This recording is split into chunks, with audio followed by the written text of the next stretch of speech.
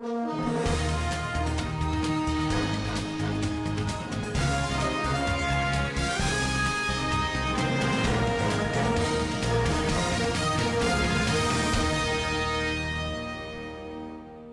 member of the State Executive Council and a special advisor were sworn in on Thursday in Gusau. Zamfara Police Command bans unauthorized illegal use of siren, revolving lights, covert and spy plate numbers in the state. Gunmen attacked police headquarters in Birnin Gwari Forest, 250 militants killed. On business, FIRS boss wants to tax street traders, artisans and others. On sport, Aisha Buhari opens Abuja 2020 Para Powerlifting World Cup. And on the international scene, the coronavirus outbreak is the biggest crisis ever to hit the international education.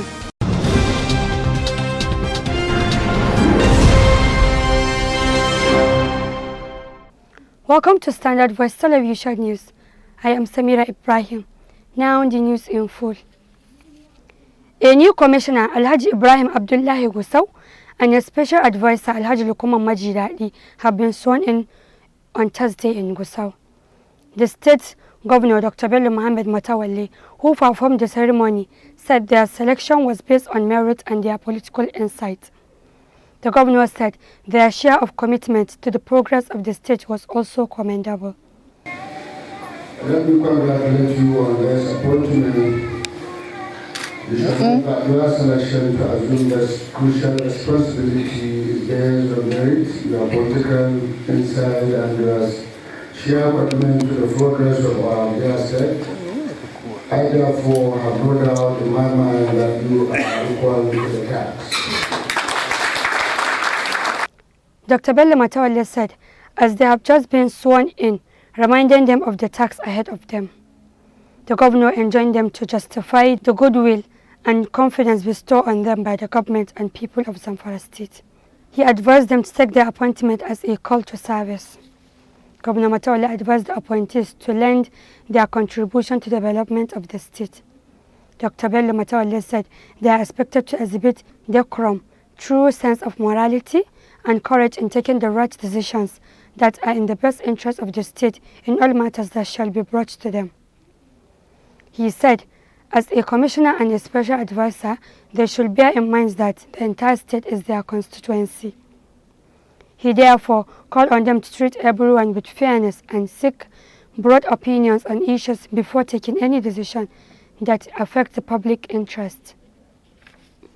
The Zamfara State Police Command has said that it was not aware of any ransom paid for the release of the district head of Kayari in Gumi local government area, Alhaji Hassan Mohammed, who was kidnapped in his home last week. The Police Public Relations Officer, PPRO, Zamfara Command, SP Mohammed Shehu, said the command is not aware of any ransom paid for the release of the district head. SP Shehu added that the command's tactical team is making frantic efforts to get the son of the district head, who is still in captivity, released. Muhammad Shehu said the command has not received any information about ransom paid or that the adopters are demanding for anything to release the son of the district head. A member of the family, Alhaji Farouk Kayari, said 5 million naira was raised and paid out of the 40 million naira demanded by the kidnappers, only for the adopters to release the district head instead of releasing the father and the son. When the 5 million naira was handed over to them, they only released the district head and refused to release his son, Yasir Mohammed. They insisted that they must be given 2 motorcycles again before they released the son. The Zamfara State Police Command wishes to warn that unauthorized and illegal use of siren, revolving light, covert and spy plate number are hereby banned with immediate effect. To this end, the Commissioner of Police, CP Usman Nogogo, has set up a task force team to ensure compliance as well as to embark on the arrest of those who refuse to abide by the order. The command further warned that any person or group arrested by the task force team will be investigated and made to face the full wrath of the law. The command urges members of public to continue to be law-abiding citizens and also cooperate with police and other security agencies for a better service delivery. The family of late Alhaji Shehu Idris has petitioned President Muhammad Buhari over a alleged plan by Zamfara State Governor Bello Matawalle to demolish a property belonging to their father in Gusau, the Zamfara State capital. In a petition to Mr. President, signed by Aminu Shehu Idris and 3 others, the family accused the governor of persecuting them. Alhaji Mukhtar Shehu Idris Kogunan Gusau, a member of the family, was the governor-elect of Zamfara in 2019 elections before his victory was overturned by the Supreme Court a few days to his inauguration last year. The family explained that they are a law-abiding family and part of the founding fathers of Zamfara State. They said they strive and immensely contributed to the growth of the state, but now being victimized for having a member of the family belonging to the All Progressives Congress (APC), a political party different from Governor Bello Matawalle's party, the PDP. They call on the president to kindly consult all governors in the country to treat their populace with justice and fairness, irrespective of party affiliation, as you have always demonstrated while relating with them. When contacted, the spokesperson to the governor, Zailani Bappa, dismissed the allegations of persecution of the family by Governor Bello Matawalle.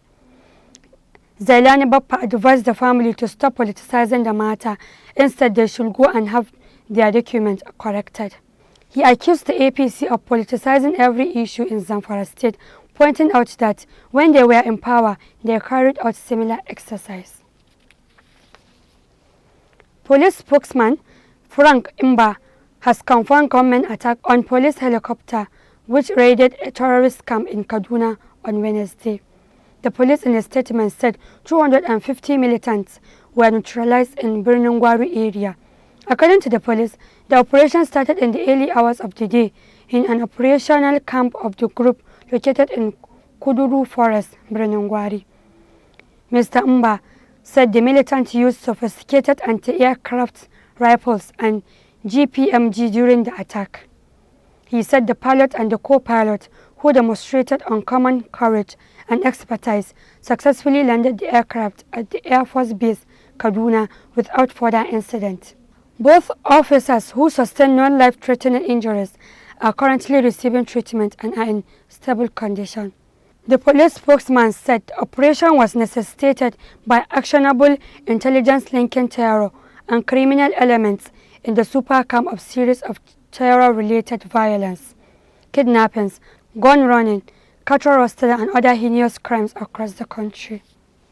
Meanwhile, the Inspector General of Police assured citizens of safety and sustained intelligence-led operations against bandits across the length and breadth of the nation. He has equally applauded the unparalleled bravery, commitment, and dedication of the police operatives currently conducting the special mission. The Minister of Communication and Digital Economy, Dr. Isa Ali Ibrahim Pantami, has directed the Nigerian Communications Commission (NCC) to revise the policy on SIM card registration and usage. This is in line with the powers of the minister as stated in Section 25(1) of the Nigerian Communications Act 2003. The minister shall in writing from time to time notify the Commission and express his views on the general policy direction of the federal government in respect of the communication sector. The revision of the policy is based on the feedback received from the security agencies following the successful revalidation of improperly registered SIM cards in September 2019 and the blocking of those that failed to revalidate their SIMs. The updated policy is expected to include the National Identity Number (NIN) as a prerequisite for Nigerians registering new SIM cards, while for foreigners, their passport and visas should be used.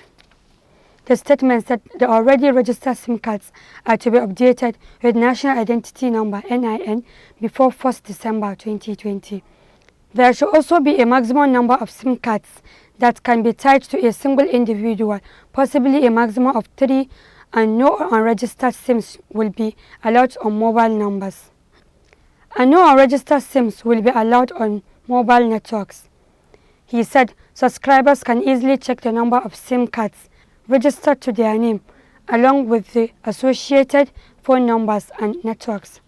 The mobile network operators should fortify their networks against cyber attacks and ensure that they adhere to the provisions of the Nigeria Data Protection Regulation (NDPR), and the SIM cards that have been used to perpetrate crimes are permanently deactivated. The NCC is to provide the Minister with progress reports on the implementation of the revised policy. We'll be right back after this short commercial break. Stay tuned.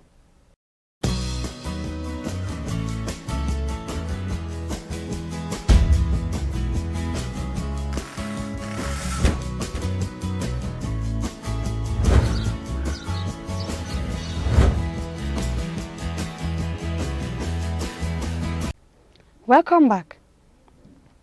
On business, over to Fauzia.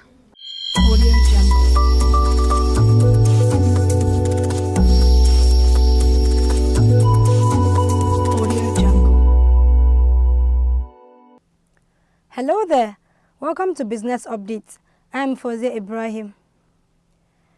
The Executive Chairman of Federal Inland Revenue Service, FIRS, Muhammad Nami, has said that tax administrators need to tax street traders, artisans and other jobs in the formal sector of the economy, but politicians are frustrating the efforts.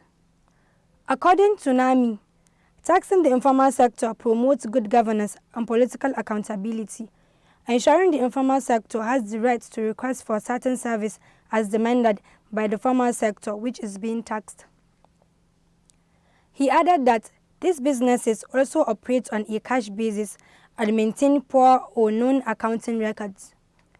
Most of the businesses in the sector are also small and fragmented, making it inefficient for the Revenue Administration to enforce complaints. In another story, the Presidential Enabling Business Environment Council has introduced its 5th National Action Plan aimed at rapid implementation of reforms for further improvement for the ease of doing business in Nigeria. The NAP 5.0, which was launched at the FCT Rotational Subnational Ease of Doing Business event by the Ministry of the Federal Capital Authority and members of the PEBEC, Alhaji Muhammad Bello, and Special Advisor to Mr. President on Ease of Doing Business and Secretary to the PEBEC, Dr. Jumoke Oduwole, was the 5th since the establishment of PEBEC in 2016 and will run from February 5th to April 4th, 2020. A statement by Oduwole said NAP 5.0 was set to deliver reforms in key areas which were automation of the land registration process in both Lagos and Kano states, thereby reducing the time for the application process by half.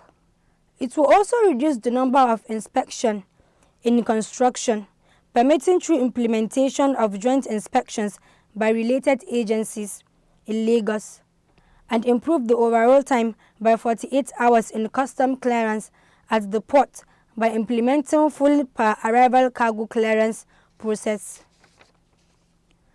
While speaking on the next phase of reform, Oduwole stated that the 5th National Action Plan provides another window to deepen and implement business climate reforms for MSEs.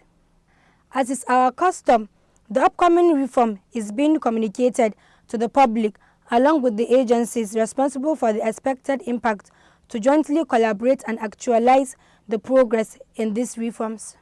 The statement recalled that over the past 4 years, the PEBEC's operations, ministries, departments and agencies of the federal government, state government, the National Assembly and the judiciary had all implemented reforms with far-reaching impacts on the business environment in Nigeria.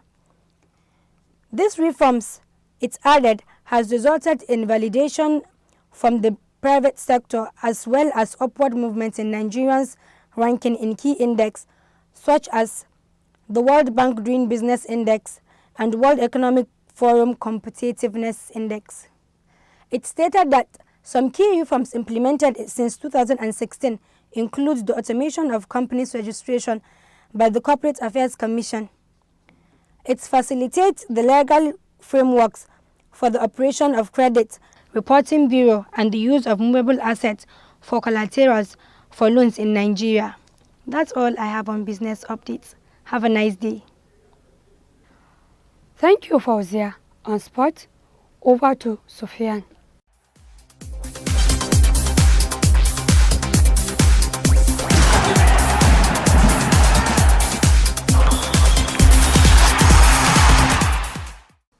Welcome to Standard Voice Television Sports Room. My name is Svtv Bakar, and as usual, I bring the sports updates.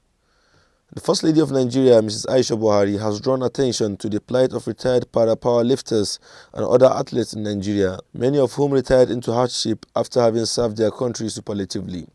She made this call during the opening ceremony of the Abuja 2020 Para-Power Lifting World Cup on Tuesday, 4th February 2020 at the International Conference Center. Speaking on her involvement, the First Lady said her interest in the well-being of the underprivileged led to establishing the Aisha Buhari Foundation and Future Assured, and her acceptance to be Grand Patron of this event. She congratulated the organizers of the event and called on Nigerians to support Team Nigeria, otherwise known as the Unstoppables. She also welcomed teams from other countries and encouraged them to enjoy their stay in Nigeria. The Deputy Governor of Enugu State, Honorable Cecilia Azilio, said she had always been a sports enthusiast, and that is why she accepted to be the Grand Matron of the Para-Power Lifting team and felt a sense of duty to organize fundraising for the event, which turned out successful. She called on the organizers to ensure successful conduct of the event. Honorable Minister of Sport, Mr. Sunday Dari, said the Para-Power Lifting World Cup is significant to Nigeria as it provided the opportunity to implement several related events including a referee training, coaches training, leaders course and anti-doping seminar. He wished the athletes success in the competition. He thanked the First Lady for the show of support to the competition and extraordinary passion for sports in general. Honorable Minister of State FCT, who was represented by the Ministry's Permanent Secretary, Mr. Chijeka Oha, reiterated the commitment of the FCT administration towards the successful hosting of the World Cup as it provides an opportunity to showcase the tourism potential of the country. And that's all we have on sports today. My name is Svtv Bakar. Once again, have a nice day. Thank you, Sufyan. And on the international scene.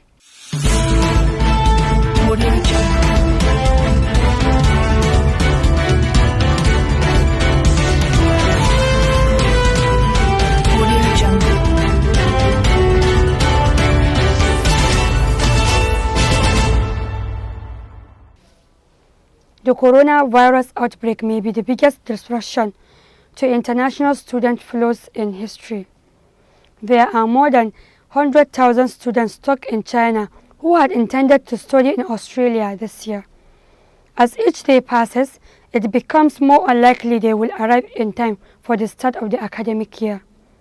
Report says international affairs are bound to sometimes interfere with the more than 5.3 million students studying outside their home country all over the world. After the September 11 attacks in 2001, the United States closed its borders temporarily and tightened student visa restrictions, particularly for students from the Middle East. Thousands were forced to choose different study destinations in the following years. In 2018, Saudi Arabia's government instructed all its citizens studying in Canada to return home in protest at the Canadian Foreign Minister's call to release women's rights activists held in Saudi jails. A significant proportion of the 12,000 or so Saudi students in Canada left to continue their studies elsewhere before the Saudi government quietly softening its stance. The report said some calamities were recorded before, but never on this scale.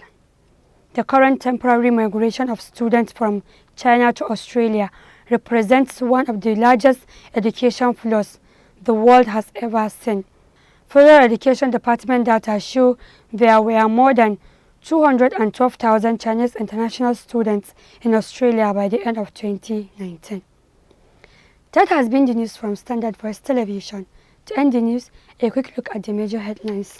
A member of the State Executive Council and a special advisor were sworn in on Thursday in Gusau.